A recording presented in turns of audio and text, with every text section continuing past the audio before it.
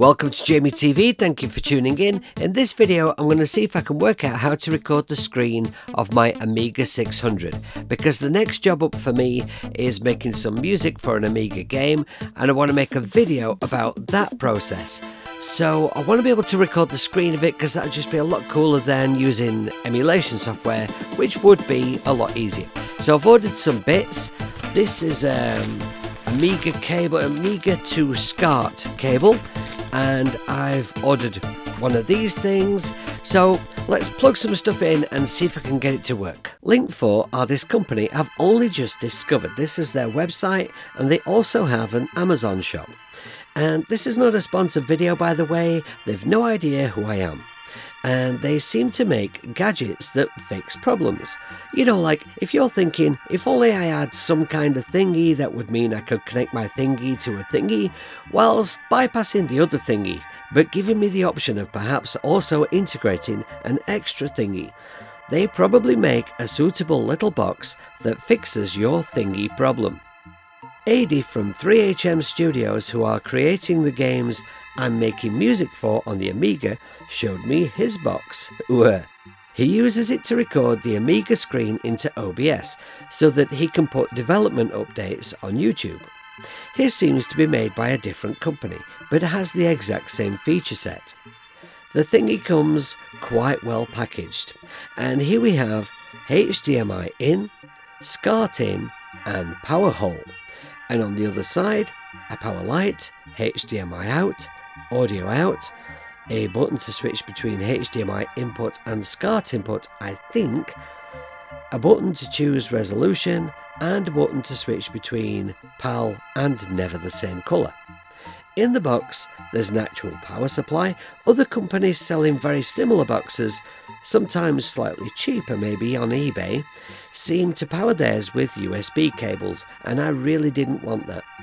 There's also a SCART cable included in the box, which will just go in my box of cables that I save just in case.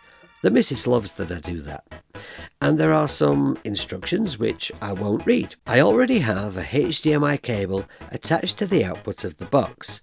At the other end, it goes into one of those cheap capture cards in my desktop, which is easy to route into OBS. So I unplug my monitor out from the back of the Amiga and plug in this Amiga to SCART cable. I won't bother with the attached audio cables as I already have my audio routed to where I want it. And there it is, straight away the Amiga is in OBS. And I have a button here to switch regions, which I want that on PAL. And this one is for resolution. Now, if I understand correctly, which I wouldn't put money on, the last button here on the front will allow us to switch between a SCART input and HDMI input. Normally, I have the Spectrum Next here in front of the Amiga on this bit of desk extension. So it would be ideal if they could share the same capture card into the desktop. But I moved the Next to make this video look tidier. So I'm going to test this just quickly with the C64 Mini, because that's just two connections.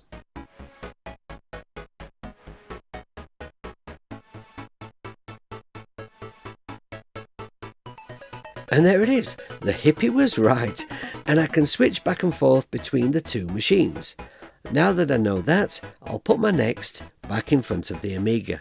Well, that's very cool. I'm very happy. An inexpensive way to record an Amiga screen into OBS. It was easy to set it up. It does exactly what I wanted it to do. It seems to be quite well made. I've had no flickering or interference or anything like that. So, highly recommended from me.